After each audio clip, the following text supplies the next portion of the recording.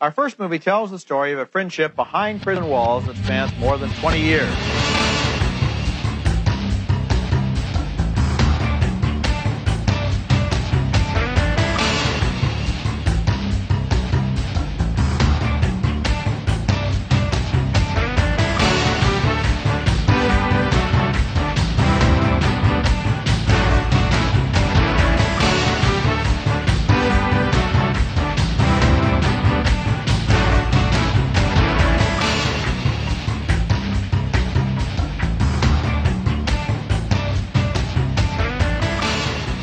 Welcome to the inaugural episode of Middlebrow Madness. See, this is the first episode, so I don't have like a clever, snappy title for it, but this is an exercise in podcast hubris, because we ran the numbers, and this podcast, what we want to do. Maybe I should introduce ourselves. Maybe I should introduce us first. My name's Eric Gade. Hi, everyone. Oh, shit. Fuck. It's going great already. We have a great rhythm going. I'm Michelle Arf. I think I stepped all over Derek. Do you want to say your name again, Derek? My name is Derek Gade, and I'm so used to doing other podcasts, so I just naturally kind of go into that rhythm, right? So yeah, and I keep wanting to like give the intro riff for reloading the canon, but that doesn't work anymore because we have a different goal here, Derek. What is that goal? Oh Lord, our goal. Our marching orders, as they were, is to take the IMDb top 250 films of all time, as voted by the users of the Internet Movie Database, and find the best one. Which is the real best movie? Is it Shawshank Redemption? Probably not. So we're trying to figure out what it is. But Derek, you ask, 250 doesn't make for a cool, even bracket. What did you do to make up the other 6? Well, I'm glad you asked. Michelle and I both picked 3 movies that were bubbling under, just below the surface in the 250s, 260s. The movies on the 250 bottom out at around a rating of 8.0. So we took a few movies that had a rating of 7.9. And I think I'm putting us on the spot because I couldn't tell you what they are offhand. I remember 2 of mine. I actually remember almost all of yours. One of yours was Boogie Nights. Boogie Nights? One of yours was Spinal Tap. Yes. I don't remember the other one. I know one of mine was Winter Light by Ingmar Bergman. Now I'm looking through the list to try to figure out what the lowest seeds are. I actually just pulled it up on the Slack because it has a search function. Yours were Winter Light, Solaris, and Close Up. And mine were This Is Spinal Tap, Perfect Blue, and Boogie Nights. That's so weird. For some reason, I was convinced Perfect Blue and Solaris were really part of this list. No, but they're bubbling under. They're really, really close.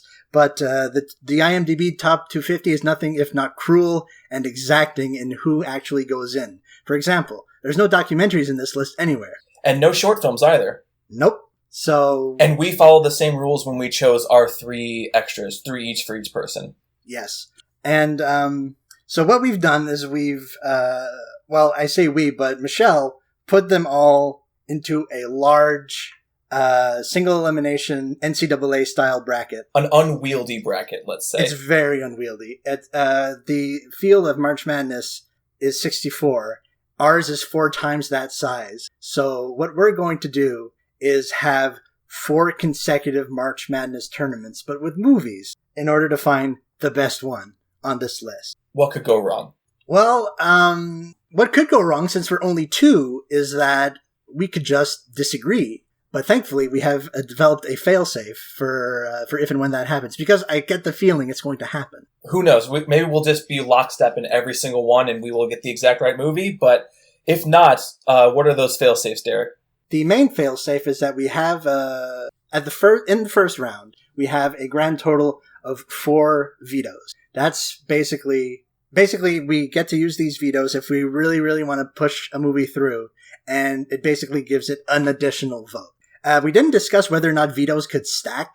I think that's not really fair if we start stacking vetoes on. Although at the same time, it is kind of a useful strategic element, wouldn't it? Like waste a veto here and then instead use one later on? Yeah, I mean, the idea is I can definitely see an instance where you use a veto and then I use a veto and then we're right back where we started. Well, but if you used your veto, then you would automatically win. Oh, okay, so it's like... So, like, the newest veto defeats the oldest veto. Okay. So if for some reason, like, let's say your favorite movie, like Annie Hall, let's say you really wanted Annie Hall to keep going in the tournament, and I vetoed it, and then you vetoed my veto, then Annie Hall keeps going. I don't think that'd be a great use of your vote, because I'm going to do the same thing the next round, but you could do it if you'd like.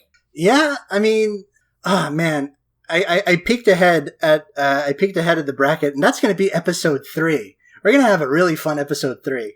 Episode 3 has some interesting stuff going on in it. Oh, we're gonna have some conversations. I tell you what. And there's also another veto rule that we should specify. So since we had to add 6 to the list to make it nice and perfect, if any of those 6 we disagree on, like if the tie is between one of the ones we chose and one of the ones that's on the list, the one that's on the list automatically moves forward so that we don't just follow our own biases. Yeah, because it would be kind of anticlimactic if we get to the end and like Perfect Blue takes the crown and it's not a part of the actual list. Well, here's a funny thing I was thinking about. So one more thing we did just for fun. This is going to be just for our own little knowledge. We filled out brackets based on what we think the other person would choose if they were the only person in this tournament or the only person in this selection process. And now that I know that Perfect Blue is one of the ones that you chose, my semifinals had 3 of the ones you chose and 2001: A Space Odyssey. Well... So we're hoping that doesn't happen. We're hoping we give the IMDb list a fair enough shake. Yeah. And let's talk about this list in brief. It's a middlebrow list. I mean, there's a reason we called this Middlebrow Madness besides the fact that it's a very fun title. I think as soon as we came up with that one, it was immediate. We knew that was the title for it. Mm-hmm. But the really fascinating thing about the IMDb list to me, which I should say, just for the record, we took a snapshot of it on August 9th. It does change somewhat regularly, so if the movies we're talking about are now no longer on the list, or they've fallen from where they were, or they're a different seed, don't talk to us. It's from August 9th. Yeah, we're not going to be covering Captain Marvel on this bracket, even though, I bet dollars to donuts it's going to be on that list when it comes out. Oh, yeah, definitely, because that's the kind of, there's a huge amount of recency bias to the IMDb list. The version that we have has the newest Avengers movie on it. It has Incredibles 2, but not Incredibles 1, which I feel is one of those things that's just going to fall off as soon as anyone looks at it long enough. Well, I think just a matter of, those more recent movies, regardless of, actual quality, are the ones that are most liable to fall off. Well, because the ones that have stayed on for a while, there's enough votes that have been packed up, so it's really hard to knock them off. Whereas the new ones, they get a spike of votes in the beginning, and then it's really easy for a couple negative votes to knock that back down. Although it does kind of give an interesting picture of the IMDb user, the average IMDb user, which there's a lot of things to say about. I will say this list is very not great. If I was making a list of the best movies of all time, some of these choices are fucking absurd, but it's also a really good evidence of how a lot of people who like movies but aren't movie obsessed, as perhaps us two are, view movies. Certainly not to the point of making a podcast where you watch 256 movies and then watch half of them again, and then watch half of those again, and then watch half of those again, and repeat for 4 years.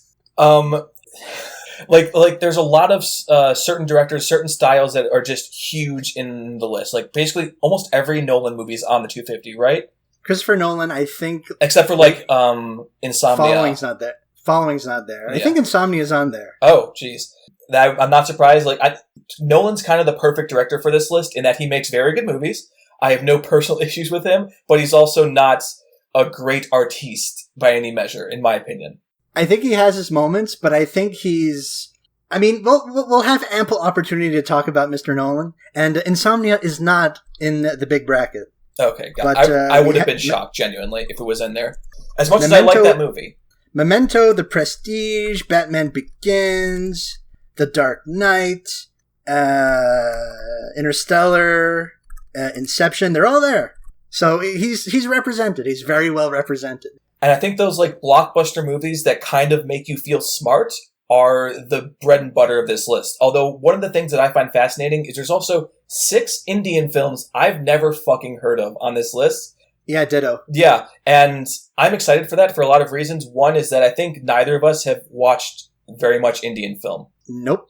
And that is a blind spot. Yeah, total blind spot for me. I've never even seen like Satyajit Ray, any of his movies, which I really should. They're probably great, but I've just never gotten around to it. So seeing some contemporary Indian movies that at least IMDb seems to love, I think will be a nice way to expand our knowledge, expand our palette. There's also a lot of movies on here that I just wanted to see for forever that I've never actually watched. I'd like to chime in that Dark Knight Rises, bafflingly, is also on this list. Yeah, we'll get to Dark Knight Rises. But like one of the movies that I'm actually kind of excited to get to, even though I'm also dreading it, is The 400 Blows, which is a movie I, as a film nerd, I guess you could say, should have seen at this point. I should have seen The 400 Blows. Everyone talks about it all the time. It's obviously such a key touchstone for so many people, for so many films. I don't like the French New Wave. I don't like coming-of-age movies. I'm probably not going to like it, but I will be happy to have actually seen it finally. I think I called it a good-ass movie that you're not going to care for. Yeah. See also the Richard Linklater movies. Good-ass movies that you don't care for. Yes. Oh man, there's some weird shit in this list. Your Name, the Makoto Shinkai film, is on this list. There's like a Turkish drama I've never heard of on this list. As a list, it's kind of baffling, but I don't think I would call it like diverse or representative. It's very, I think. Oh, it is not diverse at all. Like I did some statistics real quick on this list. So there's a total of 3 women directors. I bet you can name 2 of them. Lana and Lily Wachowski. Exactly. And also the co-director of City of God was also a woman. That's the entirety of the list, is those 3 women. And there's exactly 1 black director, and that's Steve McQueen for 12 Years a Slave. Oh man. I think when people think about the film bro canon, a lot of these movies would kind of fit kind of snugly because they're popular and kind of artful, but a lot of them maybe their value has been kind of artificially inflated a little bit, but we get to kind of knock these out, and it's interesting to sort of take these in context. I'm actually really interested in one of those movies that is a big part of the film bro canon is Fight Club, which I haven't seen since I was in high school. In retrospect, I remember liking it at the time because I was a child, and now as an adult, I remember my memory is that it's not good, but at the same time, I think when I actually watch it, maybe I'll have more appreciation for it instead of I won't have the adoration I think that a lot of people have for it, but I think I will be able to adjust some of my opinions on what that movie actually is instead of what it is in my head. I think there's going to be a lot of that over the course of this podcast. I mean, just during this first run of movies that we've done, I've already adjusted opinions on like half of the movies we've seen already. Oh, me too. And it's like a lot of downgrading. Like these movies that I held in like very high regard for one reason or another. And it's like, yeah, this movie's pretty good, but it's not as good as I remember it being. Yeah, for the people who obviously aren't us, so we watched 8 movies for our first go because we're going to be recording 2 episodes back to back and we're doing 2 matchups per episode. So 2 + 2 + 2 + 2 = 8. And of these 8 movies, I think there's only one that I would still consider a masterpiece. A masterpiece. How many masterpieces in this first slate? I would go, oh man, like just full on, I would probably go 2, and you could probably convince me on 3. Okay, well, we will get to that in the episodes. Yes. Is there anything else we want to talk about for this IMDb list? If there's intro episodes, so people know what's going on here. We already touched upon this just a couple of minutes ago, but I do think, regardless of quality, it's an interesting list. Yeah, I wouldn't say every movie on here is a classic or even quote-unquote importance, but I would say that almost every movie on this list is worth knowing about and seeing to some degree. It's definitely like, I think it's, if you were to call it like IMDb's top 250 films of note. That feels a little more accurate, yeah. Yeah, I think this is like a golden opportunity to like, address some biases and talk smart about movies. But I think it's what I like about this idea of the pod, and I was thrilled when Michelle came up to me and asked, "Hey, you want to do this pod where we do a movie bracket?" And it's like it's a very simple process. It's like, here are 2 movies, which one's better, and the winner goes on, and we just rinse and repeat until someone comes out on top. And the coolest part about that, and one of my favorite things about brackets in general, is if I would take all 250 of these movies and rank them, I wouldn't get the same number 1 that I would if we do this elimination process, I don't think. It changes so many different things because, for example, all 3 Lord of the Rings movies are on here. I think the strongest Lord of the Rings movies are up against the strongest competitors, so I think the weakest ones are actually going to make it farthest through the competition and other things like that. there's some like unfair matchups. Oh yeah, absolutely. Like Shawshank Redemption has to compete against Boogie Nights, so yeah. Which I mean, that is going to be the last episode of our first season, just to say, because we didn't want to do the number 1 seed and the last seed first. But unless there's something really revelatory in Shawshank Redemption, I have a feeling I know which way that upset's going to go. Like, that's kind of what I hope to achieve with this pod is like, I don't know if I'm going to like every one of these movies, but I like to think that something new is going to reveal itself to me. Oh, definitely. And it did when we even watched these first movies that we're going to get to. What should we say what those are so people can follow along? Yes. So for our first episode, we're going to cover the first 2 matchups. So if you look at our bracket, we're starting from the bottom and working our way up to the top. So our first matchups are going to be A Clockwork Orange versus Cool Hand Luke, and Back to the Future versus Butch Cassidy and the Sundance Kid. Awesome. Then I think that's all we got for this first intro episode. Do we want to shout out the Twitter, if I can remember what the handle for it is? Fuck. Do you remember? Is it Middlebrow Pod? Is it Middlebrow Pod? Wait, I'm logging in. Oh, shit. It is, in fact, twitter.com/middlebrowpod. Awesome. So you can follow all of our exploits there or email us at middlebrowmadness@gmail.com. Let me double check that one. I think that's what we ascertained or got a hold of. Yep, just middlebrowmadness@gmail.com. If you want to email us, hey, if you have interesting questions, I suppose we could always answer those. It's not currently in our plans, but you never know. I'm always up for answering a couple questions. And we have Twitter accounts, right? I suppose we do, yeah. We're on the social meet. I mean, I'm not so much on Twitter anymore, but if you really want to slide into my DMs with reactions to our takes, you can always hit me up at Derek_G. And I am at Space Jam Fan, even though I'm not excited for Space Jam Fan. Or Space Jam 2, rather.